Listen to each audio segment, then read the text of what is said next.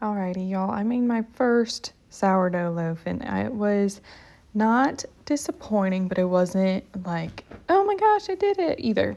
So I honestly cannot remember where I got the sourdough recipe. I knew I thought it was a really good one, so I wrote it down in my notes in my phone, and then so yeah, I don't know where I got it from. I just wrote it down. So anywho, I thought my starter was really good. It looked really good and bubbly and perky, so I went ahead and used it. It did seem a little liquidy though, not compared to other videos I've seen. So anywho, got that mixed in with my water and then added in the salt and then the flour. And I don't have one of those fancy sourdough mixers. So this is the closest thing I had besides a whisk, and a whisk would have just made my life absolutely awful. So then I let that rest, and then I did stretch and folds. I did every half hour, like 2 or 3 times, and the other 2 I didn't show.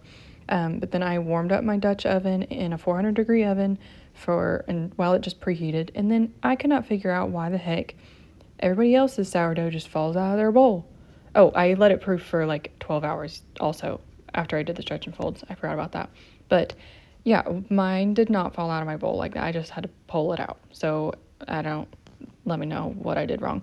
And then I started to do push and pulls, and then forgot the freaking flour. So I got the flour out, and it kept doing push and pulls, and I probably am not doing this right, and that's probably part of my problem. I don't know. But I got out some parchment paper, put it on that, and then I put that in my hot Dutch oven, and then put the lid on and kept the oven at 400 with the lid on, and I baked it, I think for like 40 minutes. I clearly need a sharper knife or one of those fancy sourdough tools because this took forever to cut the dough. But yeah, I think I baked it for like 30-40 minutes, and then I took the lid off for another like 10, maybe 20 minutes maybe.